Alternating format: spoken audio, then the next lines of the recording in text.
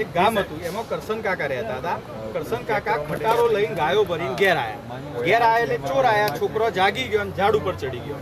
એટલે એના પપ્પા ટપોટપ જાગી ગયા એટલે ઠોકર વાગી ડોલની, પડ્યા ઢગલામાં એક ફેણવાળો રાક્ષસ રહેતો હતો. એનો એવો શ્રાપ હતો, માથામાં વાગે તો જ મરે. એટલે કરશન કાકાએ તલવારથી કાપી નાખ્યો તોય જીવતો છે. એમના પાછળ પડ્યો એટલે કરશન કાકા ચડી ગયા થોભલા ઉપરથી એમના છોકરો જે ચડે તે દડા મારવા માંડ્યા. એટલે માથામાં વાગ્યું એટલે પેલો રાક્ષસ મરી ગયો. એટલે ગામમાં ખબર પડે એટલે એમને કરશન કાકાએ ફરકાઈ ધજા. ગામવાળાને ખબર પડી જાય કે પેલો રાક્ષસ મરી ગયો એટલે ખુશ થઈને નગારા વગાડવા માંડ્યા.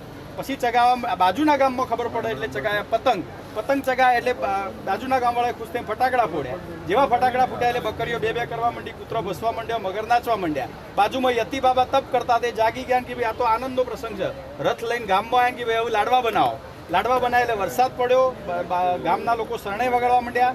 નાના છોકરા સટકોણ આકારની છત્રી લઈને ફરવા માંડ્યા. સસલો કૂદવા માંડ્યો, હરણ નાચવા માંડ્યા. ખેડૂતો હળ લઈને ખેતરમાં ગયા અને ક્ષત્રિયોએ યજ્ઞ કર્યો. વાહ મારો